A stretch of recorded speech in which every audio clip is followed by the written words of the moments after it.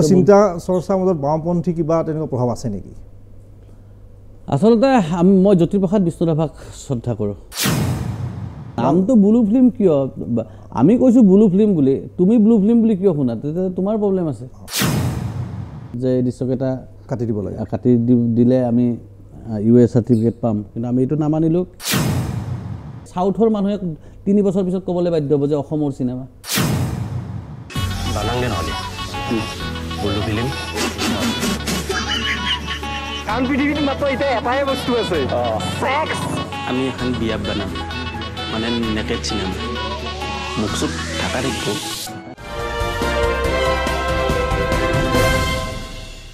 নমস্কাৰ। প্ৰতিপক্ষৰ এটা নতুন খণ্ড আৰু আজিৰ খণ্ডটোৰ আমাৰ অতিথি হৈছে হিমাংশু প্ৰসাদ দাস। সম্প্ৰতি অসমত বিশেষকৈ সামাজিক মাধ্যমত আটাইতকৈ চৰ্চিত নাম হিমাংশু প্ৰসাদ দাস। তেওঁ ছবিখনক লৈ ব্লু ফিল্ম প্ৰথমেই শুনো, চিনাকি কৰি দিবলগীয়া কোনো প্ৰয়োজন নাই হিমাংশু দাসক। ব্লু ফিল্ম নামটো কিয় দিলা? নামটো এতিয়া কিয় দিলোঁ এইটো চৰ্চা হৈছে বা বিতৰ্ক হৈছে মনত, সেইকাৰণে জানো। চিনেমাখনটো ওলাই গ'ল, বহু মানুহে চালে ইতিমধ্যে চিনেমাখন। গতিকে নামটো কিয় দিলোঁ আৰু এতিয়া চাগে কোৱাৰ প্ৰয়োজন নাই আৰু। তথাপি মই পৰিচালকৰ মুখেদি আচলতে ক'ব বিচৰা নাই, কাৰণ এতিয়াও বহু মানুহে চাবলৈ বাকী আছে আৰু এইটো সপ্তাহ চলি আছে এতিয়াও চিনেমাখন। গতিকে চিনেমাখন চাওক। ব্লু ফিল্ম কেৱল এটা কথা ক'ব পাৰোঁ যিটো দা, যে চিনেমাখনৰ নামটোক লৈ যিসকলে বিতৰ্ক কৰি আছে বা কৰি আছিল, চিনেমাখন চোৱাৰ পিছত কিন্তু কোনেও কৰা নাই। মই চিনেমা হলত গৈছোঁ, প্ৰায়বিলাক চিত্ৰগৃহত গৈছোঁ। দৰ্শক ওলাই অহাৰ পিছত মই নিজে মুখামুখি হৈছোঁ আৰু তেওঁলোকক মই নিজে এটা প্ৰশ্ন কৰিছোঁ যে আপোনালোকৰ মতে আমাৰ নামটো দিয়াত ভুল হৈছে নেকি? ব্লু ফিল্ম নামটো দিয়াটো অনুচিত হৈছে নেকি? আপোনালোকে কি কয়? প্ৰতিজন দৰ্শকে কৈছে, মোৰ ফেচবুক লাইভত এইবিলাক সকলো ৰেকৰ্ডেড হৈ আছে, সকলোৱে কৈছে যে এইটো এটা পাৰফেক্ট নাম, এই চিনেমাখনৰ কাৰণে এই নামটোৱে আচলতে যুক্তিসন্মত।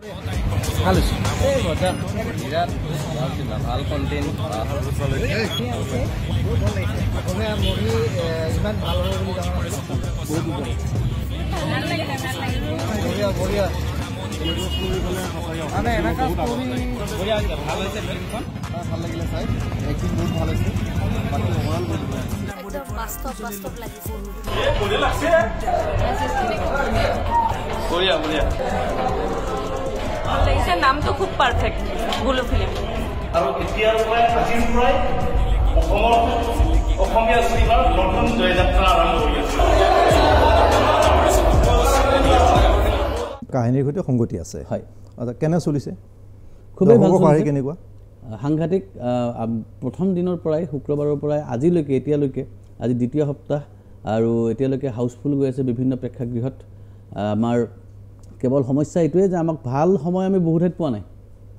আমি এনেকুৱা সময়তো পাইছোঁ, ৰাতিপুৱা 10টা বজাতো আমাক চিনেমাৰ টাইম দিয়া হৈছে। তো তেনেকুৱা ধৰণৰ কিছুমান খেলি মেলিৰ মাজতো আমি সঁচাকৈ অসমৰ ৰাইজক, দৰ্শকক, চিনেমা ভাল পোৱা ৰাইজক আমি কৃতজ্ঞতা জনাইছোঁ যে ইমান বেয়া টাইম দিয়াৰ পিছতো আপোনালোকে হিলদল ভাঙি চিনেমা চাবলৈ আহিছে, চিনেমা চাইছে আৰু চাবলৈ অহাই নহয়, চিনেমাখন চাই আপোনালোকে নিজেই চিনেমাখনৰ প্ৰচাৰ কৰিছে আৰু 10জনক চাবৰ বাবে আপোনালোকে উদ্বুদ্ধ কৰিছে। তাৰ কাৰণে ধন্যবাদ। ব্লু ফিল্মৰ সময়টো লৈ কথা পাতিম, কিন্তু মই তাৰ কথা জানিব বিচাৰিম যে ছবিখন এনেকুৱা এটা সময়ত ৰিলিজ দিয়া হৈছিল য'ত 500 কোটি টকাৰ বাজেটৰ বলিউড এখন বিগ বাজেটৰ চিনেমা ব্ৰহ্মাস্ত্ৰ, সেইখনে ভাল ব্যৱসায় কৰিছে, আমি ক'বলৈ নাই। অলপ ভয় লগা নাছিল নে? কাৰণ দক্ষিণ ভাৰতৰ বহু ছবি ব্ৰহ্মাস্ত্ৰৰ কাৰণেই মুক্তি দিয়া নাছিলে। অসমতো ভয় খাইছিলে যে হিমাংশুৱে পাৰিবনে, ব্লু ফিল্মে পাৰিবনে, কি হ'ল আচলতে? ব্ৰহ্মাস্ত্ৰ এটা বহুত দীঘলীয়া প্ৰজেক্ট, প্ৰায় 9-10 বছৰৰ এটা প্ৰজেক্ট, এটা হিউজ প্ৰজেক্ট, বলিউডৰ ইতিহাসৰ আটাইতকৈ ডাঙৰ বাজেটৰ চিনেমা। আৰু ব্ৰহ্মাস্ত্ৰৰ কাৰণে আচলতে গোটেই ভাৰতবৰ্ষৰ সকলো চিনেমা ইণ্ডাষ্ট্ৰীয়ে নিজৰ চিনেমা ৰিলিজ দিয়া বন্ধ কৰিছিলে। আপুনি যদি মন কৰে দেখিব যে ব্ৰহ্মাস্ত্ৰৰ লগত গোটেই ভাৰতবৰ্ষত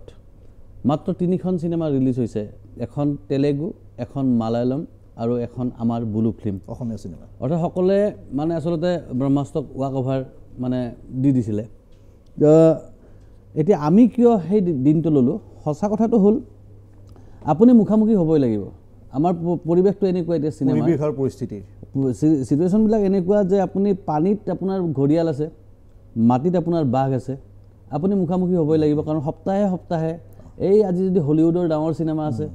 এই কাইলৈ বলিউডৰ আছে, পৰহিলৈ আকৌ চাউথৰ আছে, গতিকে আপুনি কিমান পলাব? গতিকে পলাই থাকিব নোৱাৰে, মুখামুখি হ'ব লাগিব। আৰু আমি ভাবোঁ বলিউড বা চাউথৰ ডাঙৰ চিনেমাৰ লগত একেলগে যিদিনা অসমীয়া চিনেমা এখনে মুক্তি পায়, সেই চিনেমাখনে দৰ্শকক আকৰ্ষণ কৰিব পাৰিব, অৰ্থাৎ হিট হ'ব, সেইদিনাহে আচলতে অসমীয়া চিনেমা উদ্যোগৰ প্ৰথমটো খুঁটা স্থাপন হ'ব। এতিয়া এই তুমি যিটো কথা ক'লা, এই ক্ষেত্ৰত ব্লু ফিল্ম সফল? নিঃসন্দেহে সফল। সেয়া আমি কোৱা কথা নহয়, অসমৰ ৰাইজে কৈছে, বাৰে বাৰে ৰাইজে উল্লেখ কৰিছে, বাৰে বাৰে ৰাইজে প্ৰতিদিনে লিখি আছে যে ব্ৰহ্মাস্ত্ৰৰ লগত হোৱা এই সফলতা। আচলতে আমি ভাবিছোঁ যে এয়া কেৱল আমাৰ কাৰণে সফলতা নহয়, এখন যুঁজ চলি আছে দীঘলীয়া সময় ধৰি চিনেমা হলত, আমি শ্ব' পোৱাৰ কাৰণে আমি কান্দিব লগা অৱস্থা। সেয়া আমাৰ অৱস্থা বুলি নহয়, তেনেকৈ দুখ কৰি কৰি আমাৰ মাজৰ পৰা আব্দুল মজিদৰ নিচিনা মানে শ্ৰদ্ধাৰ শিল্পী এই পৃথিৱীৰ পৰা গুচি গ'ল, মুনীন বৰুৱা ছাৰ, তেওঁলোক সকলোৱে পৃথিৱীৰ পৰা গুচি গ'ল কিছুমান দুখ লৈ। এতিয়াও বিশ্বনাথ আছে আমাৰ সকলোৰে শ্ৰদ্ধাৰ পুলক গগৈ,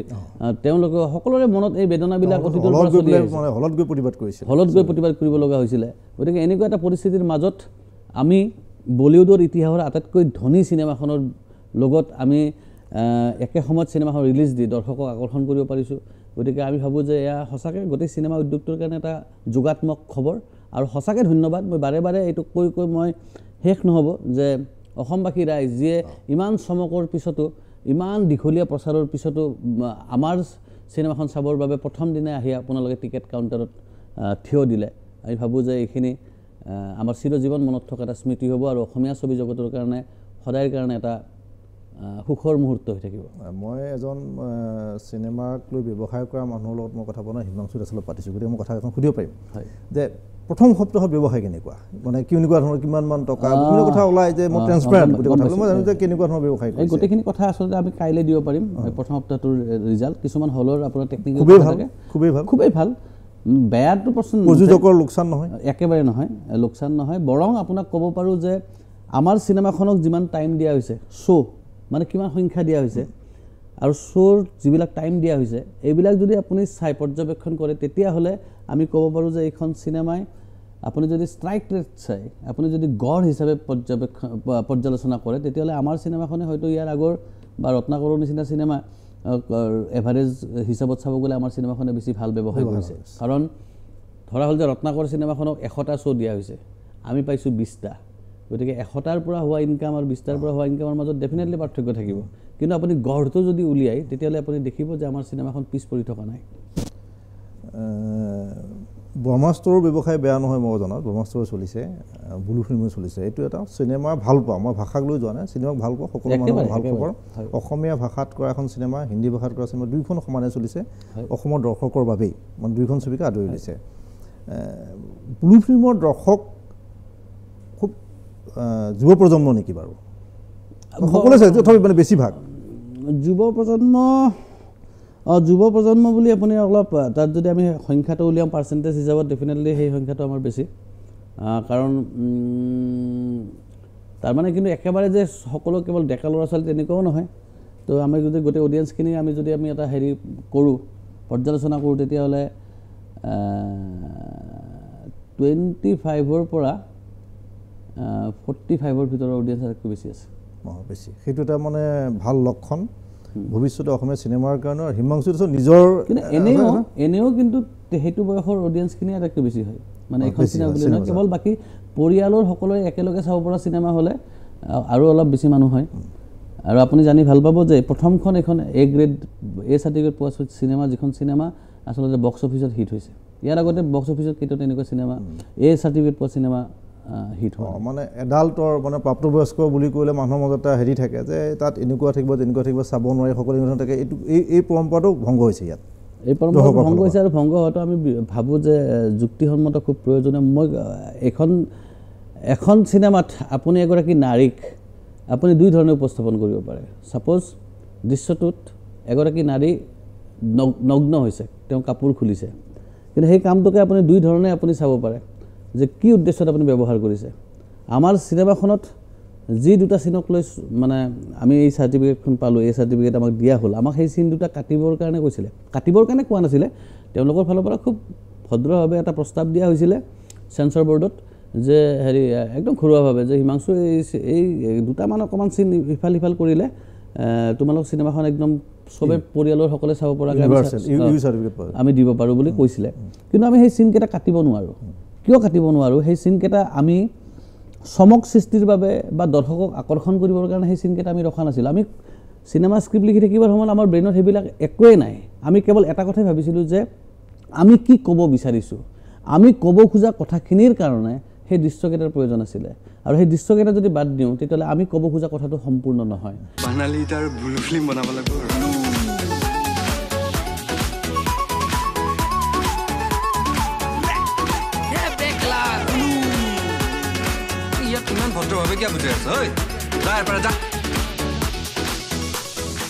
গতিকে আমি সেন্সৰ বোৰ্ডৰ ফালৰ পৰা যিটো প্ৰস্তাৱ দিয়া হৈছিলে যে এই দৃশ্যকেইটা কাটি দিব লাগে কাটি দিলে আমি ইউএ চাৰ্টিফিকেট পাম কিন্তু আমি এইটো নামানিলোঁ কাহিনীটো কোৱাৰ স্বাৰ্থত গতিকে এই চিনেমাখন আমি কেৱল বৃহত্তৰ এটা কথাই ক'ব পাৰোঁ যে ইয়াত কোনো ধৰণৰে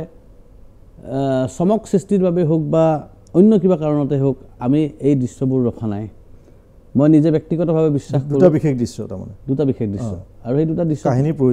প্ৰয়োজনত আৰু সেই দুটা দৃশ্যই আচলতে সকলো কথা ক'বলৈ গৈ আছে আৰু মুখামুখি হ'ব লাগিব চাব লাগিব আৰু আমি সেইকাৰণে ইয়াক এই চাৰ্টিফিকেট পাইছে গতিকে আপোনালোকে যিসকলে চাবলৈ গৈছে দৰ্শক হিচাপে আগতে আপোনালোকে সেই মানসিক প্ৰস্তুতিখিনি লৈ যোৱাটো আমি উচিত বুলি ভাবোঁ চাবলৈ গৈ তাৰপিছত যদি সমালোচনা কৰা হয় যে এনেকুৱা দৃশ্য কিয় আছে তেতিয়াহ'লে মই ভাবোঁ সেয়া অযুক্তিকৰ কথা কিয়নো আমি আৰম্ভণিৰ পৰা কৈ আছোঁ যে এইখন চিনেমা প্ৰাপ্তবয়স্কৰ বাবে ব্লু ফিল্ম কিমান দিন লাগিছিলে শ্বুটিঙত গোটেই চিনেমাখনৰ স্ক্ৰিপ্ট লিখাৰ পৰা শ্বুটিং কৰি শেষ কৰি ফাৰ্ষ্ট ৰাফ কাটলৈকে 42 দিন হয় আৰু শ্বুটিং ক'ত হৈছিলে আমাৰ আমৰাংগা বা মিৰ্জা আমৰাংগা গাঁৱত য'ত মামণি ৰয়ছম গোস্বামীৰ জন্মস্থান তাতে আমাৰ কেম্প এটা আছে গুৱেৰ্ণিকা আৰ্টিষ্ট ফেক্টৰী তাতে আমি থাকোঁ একদম আমি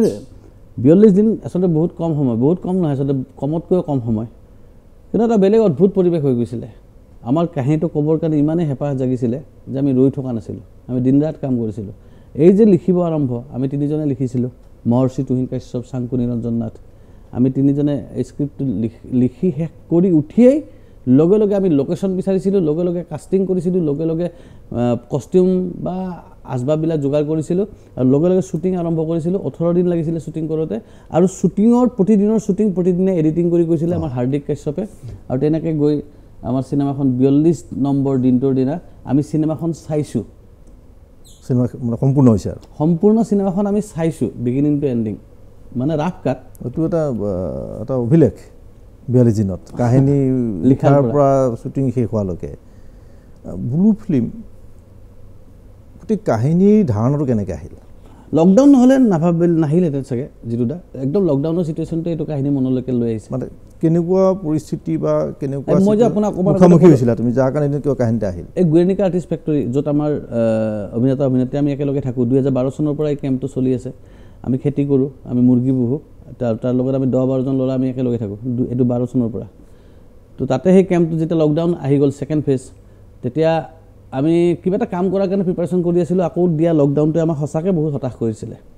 মানসিকভাৱে খুব দুখ দিছিলে যে আকৌ বন্দী তো তেনেকৈ থাকিলোঁ সেই কেম্পটোত মোৰ যিটো ৰুম মই ৰুমটোত মই অকলে সোমাই থকা হ'লোঁ ইহঁতবিলাক থাকে কাৰো লগত মাতবোল নাই চববিলাক হতাশ তো এদিন মই ভাবিলোঁ যে মইতো হতাশ হোৱা নাই সিহঁতো হতাশ হৈছে গতিকে মই অকলে অকলেনো কিয় সোমাই থাকোঁ এদিন কথা পাতোঁ তো এদিন ৰাতি ভাত খাবৰ সময়ত মানে ভাত ৰান্ধিবৰ সময়ত আমি আমাৰ যিটো পাকঘৰ য'ত আমি ৰান্ধোঁ তাত আমি চববিলাক আছিলে তো তাতে সিহঁতে কোনোবাই ক'লে যে কি কৰিব পাৰি দাদা এতিয়া তো তেতিয়া মই ক'লোঁ যে এতিয়া একোৱে কৰিব নোৱাৰি কাৰণ SOP লাগি আছে ইমান মানুহ লগ হ'লেই প্ৰব্লেম তো কম মানুহ লগ হৈ কৰিব পৰা এটাই কাম আছে মই ধেমালিতে ক'লোঁ যে ব্লু ফিল্ম বনালে বনাব পাৰি কাৰণ তাতে ব্লু ফিল্ম বনাবলৈ বেছি মানুহ নালাগে এই ধেমালিকে কোৱা কথাটোৰ পৰা একচুৱেলি কনচেপ্টটো ষ্টাৰ্ট হ'ল আৰু তাৰপিছতে ভাবিব আৰম্ভ হ'ল আৰু তেনেকৈ আমাৰ যাত্ৰা এতিয়া হলত দৰ্শকৰ মাজত হৈ আছে এটা কিছুমান মানুহে হয়তো কোনো ৰাজনৈতিক দলৰ সৈতেও জড়িত হ'ব পাৰে বা নহ'বও পাৰে সামাজিক মাধ্যমত ছবিখন বা এইবিলাক কিছুমান প্ৰচাৰ অপপ্ৰচাৰ বিৰোধ সমৰ্থন তেনেকুৱা চলাইছিলে কাৰণটো কি কাৰণটো তেওঁলোকে জানিব বহু মানুহে জানিব বিচাৰে তোমাৰ ভাল পোৱা বহুত মানুহ আছে চিনেমাখন চাই উঠি যিটো মই নিজে ৰিলিজ হোৱাৰ আগতেই মই গম পাইছোঁ চিনেমাখন চাই উঠি এটা সঁচা কথা ক'ব গ'লে আপুনি নিজে এটা ছাৰ্ভে কৰিব পাৰে যে 98% মানুহে চিনেমাখন ভাল পাইছে 2% মানুহে চিনেমাখন বেয়া পাইছে বেয়া পোৱা মানুহখিনিক আমাৰ ধন্যবাদ কাৰণ তেওঁলোকে চাই উঠি নিজৰ পৰ্যালোচনাৰে এখন চিনেমা বেয়া চিনেমা বুলি কৈছে বাকী 98% মানুহে চিনেমাখন ভাল পাইছে আৰু ভাল পাইছে কাৰণেই এতিয়া দ্বিতীয় সপ্তাহত চিনেমাখনে ভৰি দিছে আৰু হাউচফুল হৈ ভৰি দিছে ডেফিনেটলি তাৰমানে বৃহৎ সংখ্যক মানুহে চিনেমাখনক ভাল পাইছে যদি ভাল নাপালেহেঁতেন তেতিয়াহ'লে চিনেমা নাথাকিলেহেঁতেন এতিয়া কথা হ'ল যিসকলে সমালোচনা কৰিছিলে তেওঁলোকে আচলতে চিনেমাখন নোচোৱাকৈ কৰিছিলে তাৰ কাৰণ এতিয়া তেওঁলোকে হয়তো অসমীয়া চিনেমা উদ্যোগৰ উত্থান নিবিচাৰে তেওঁলোকে মই মাজতে ৰাখি পেলাই কওঁ তেওঁলোকে বেলেগ চিনেমা কিন্তু বিৰোধ কৰা নাই বিশেষকৈ ৰাজনৈতিক কিছুমান আইডেণ্টিটি থকা মানুহে নামটোক লৈ বিতৰ্ক কৰিছিলে নামটো ব্লু ফিল্ম কিয় আমি কৈছোঁ ব্লু ফিল্ম বুলি তুমি ব্লু ফিল্ম বুলি কিয় শুনা তেতিয়া তোমাৰ প্ৰব্লেম আছে আৰু নীলাটোতো বেয়া হ'ব নোৱাৰে নীলা চাদৰ নীলা চাপ'জ ব্লু ফিল্মেই হ'ল নাম এটা চিনেমাখনৰ নাম ডকাইত দিলোঁ আমি কি ডকাইতৰ সমৰ্থক নেকি আমি চিনেমা এখনৰ নাম দিলোঁ যে হেৰি এই কি বুলি এইটো গভাইট চোৰ তো আমি কি চুৰি কাৰ্যক আমি সমৰ্থন কৰা হ'ব নেকি তো নামটো কিয় দিয়া হৈছে চিনেমা কাহিনীটোৰ প্ৰয়োজনত আৰু কাহিনীটো চোৱাৰ পিছত যদি আপুনি কয় যে এইটো ভুল এইটো নামটো কেৱল কাহিনীৰ লগত ইয়াৰ একো মিল নাই এনেই চমক সৃষ্টিৰ কাৰণে নাম দিছে তেতিয়াহ'লে বেলেগ কথা এতিয়া হেৰি চাপ'জ যে হিমন্ত অখিল ভাই ভাই এনেকৈ চাপ'জ আমি এখন নাটকৰ নাম দিলোঁ কিন্তু তাত আচলতে হিমন্ত বিশ্ব শৰ্মা বা অখিল গগৈৰ কোনো উল্লেখ নাই তাত আচলতে দুজন বেলেগ ল'ৰা কাহিনী কিন্তু সেই কাহিনীটোত হিমন্ত অখিল নাম নিদি তাতে বিপুল বা দিলীপ তেনেকৈ দিব পাৰিলে হয় কিন্তু নাট্যকাৰে দিলে এইকাৰণে হিমন্ত অখিল বুলি যাতে নাটকখনৰ কাহিনীটোৱে নামটোৱে আকৰ্ষণ কৰে তো সেইটোক মই বৰ ভাল পন্থা বুলি নকওঁ কাৰণ তাত হাতত উপায় আছিলে বেলেগ নাম দিবৰ হিমন্ত আৰু অখিল নামটো এইকাৰণে নাম দুটা ইউজ কৰিলে তেওঁ যাতে চমক সৃষ্টি হয় গতিকে কিন্তু আমাৰ ক্ষেত্ৰত ব্লু ফিল্ম নামটো কোনো চমক সৃষ্টিৰ বাবে নহয় যিটো কথা চিনেমা চাই উঠা প্ৰতিজন দৰ্শকে নিজে নিজে কৈ গৈছে যে ইয়েছ এইখন চিনেমাৰ নাম ব্লু ফিল্মেই হ'ব লাগিব এইখন চিনেমাৰ নাম মেইনে প্যাৰ কিয়া হ'ব নোৱাৰে এইটোৱে আৰু বাকী তেওঁলোকে কিয় বিৰোধ কৰিছে তেওঁলোকে হয়তো মোক ব্যক্তিগতভাৱে বেয়া পায় হয়তো আমাৰ চিনেমাখন হয়তো কোনোবাক বেয়া পায় বা তেওঁলোকৰ লগত হয়তো কিবা কিবি কথাত আমাৰ চিন্তাৰ পাৰ্থক্য থাকিব পাৰে কিন্তু কথাটো হ'ল নাজানো তেওঁলোকৰ নিজৰ ব্যক্তিগত স্বাধীনতা মই এটা কথা কওঁ আৰু তেওঁলোকৰ বিৰোধিতাক সন্মান কৰিছোঁ কাৰণ তেওঁলোকৰ বিৰোধিতাই চিনেমাখনক আচলতে ৰাইজৰ ওচৰত বেছিকৈ লৈ গৈছে চিনেমাৰ এটা ধাৰা আমাৰ ৰমেশ চিপ্পি এটা ধাৰা চিনেমা প্ৰকাশ দাৰ এটা চিনেমা ধাৰা ইয়াছ চোপ্ৰা এটা ধাৰা চিনেমা কৰণ জোহৰৰ এটা ধাৰা চিনেমা অসমতো ধৰা তোমাৰ মুনীন বৰুৱাৰ এটা পাৰিবাৰিক ছবি খুব ভাল লাগে পৰিয়ালসকল মানে চোৱা এটা ধাৰা তেওঁ সৃষ্টি কৰি থৈ গ'ল সেইদৰে হিমাংশু প্ৰসাদ দাসে এটা ধাৰা সৃষ্টি কৰিছে নেকি মই জানিব বিচাৰিম যে চাকিৰা আহিছে বা তাৰপিছত আহিলে দূৰদৰ্শন বা এটা গৰুখন আমি চাইছোঁ ব্লু ফিল্ম এটা ধাৰা নেকি ধাৰা হ'ব পাৰে নেকি খুব সমালোচকে ক'ব কিন্তু তুমি এটা ধাৰা বা সেই ধৰণৰ এটা তুমি প্ৰতিনিধিত্ব কৰিছা মই নিজে মই য'ত কমফৰ্ট ফিল কৰোঁ এতিয়া ছাপ'জ বোৱাৰী কিবা আহিলে শাহুৰ লগত মিলা নাই তো এনেকুৱা ধৰণৰ কাহিনী বা কথাবিলাকত মই নিজে তাত মাজত একো হেৰি বিচাৰি নাপাওঁ আবেদন বিচাৰি নাপাওঁ মই নিজে ভাল নাপাওঁ গতিকে মই তেনেকুৱা কাহিনী কৰিব নোৱাৰোঁ নিজে এতিয়া চবৰে ভাল লগা বেয়া লগা থাকে এতিয়া মোক যদি কোনোবাই মানে 1 কোটি টকা দিয়ে তথাপিও মই তেনেকুৱা এখন ধাৰাবাহিকত কাম কৰিব নোৱাৰোঁ য'ত তাৰমানে শাহু বোৱাৰীৰ কাজিয়াক লৈ কৰা তো ঠিক তেনেকৈ প্ৰত্যেকৰে টেষ্ট থাকে প্ৰত্যেকৰে এটা বেলেগ বেলেগ ধৰণৰ ৰুচি থাকে তো মোৰো আছে আৰু কিন্তু মই বেয়া পাওঁ কাৰণে যে পৃথিৱীখনে বেয়া পাব মই সেইটো কোৱা নাই ভাল পোৱা ধেৰ মানুহ আছে চব মিলিব বুলি কথাই নাই আৰু সেইকাৰণে ইমান TRP পাই আছে অৰ্থাৎ ভাল পোৱা বহুত মানুহ আছে গতিকে মই তাক লৈ মোৰ ক'বলগীয়া একো নাই কিন্তু মই কি কৰিম তো মই ক'ব হিমাংশু প্ৰসাদ দাসৰ এটা ধাৰা গৰুখনেই হওক বা চাকিৰাখনেই হওক বা দূৰদৰ্শনেই হওক আমাৰ কথা ক'ব লাগে আমাৰ ক'বলগীয়া কথা বহুত আছে কেৱল শাহু বোৱাৰী আচলতে গোটেই পৃথিৱীখন সমস্যা কৰি থকা নাই আমাৰ ধাৰাবাহিকবিলাক চালে এনেকুৱা ভাব লাগে যে গোটেই যে পৃথিৱীখনত প্ৰব্লেম হৈ আছে শাহু বোৱাৰীৰ কাৰণে শাহু বোৱাৰীৰ প্ৰব্লেম চল্ভ হোৱাৰ লগে লগে আমাৰ নিবনুৱা সমস্যাৰ সমাধান হৈ যাব আমাৰ বিদ্যুতৰ বিল যে হঠাৎ বেছিকৈ অহা হৈছে সেইটো নোহোৱা হৈ যাব গুৱাহাটীত ট্ৰেফিক জাম নোহোৱা হৈ যাব তো চব যেন প্ৰব্লেম চল্ভ হৈ যাব তেনেকুৱা হয় নেকি আচলতে শাহু বোৱাৰীৰ কাজিয়াটো পৃথিৱীৰ শ্ৰেষ্ঠতম তাৰমানে বিষয় নেকি যে এইটোৰ কাৰণে আচলতে অসমখন আগবাঢ়ি যাব পৰা নাই তো তেনেকুৱাতো নহয়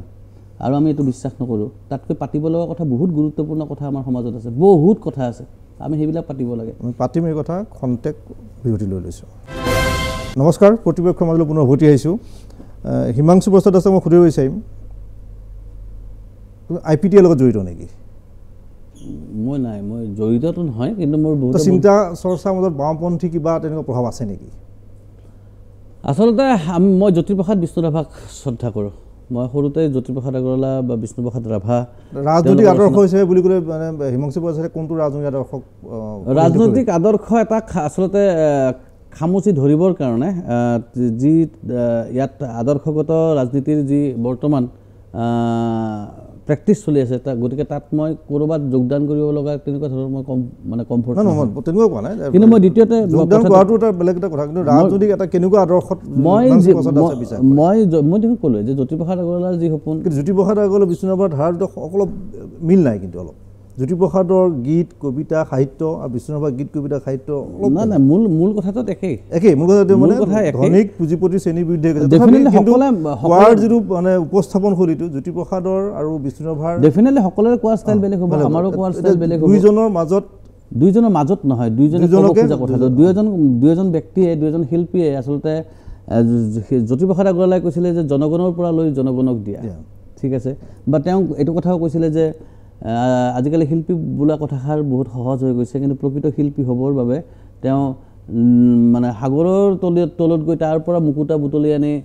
ৰাইজক দিব পৰাকৈ তেওঁৰ সাহস থাকিব লাগিব বা তেনেকুৱা ধৰণৰ বিভিন্ন কথা তো আচলতে আমি ভাবোঁ যে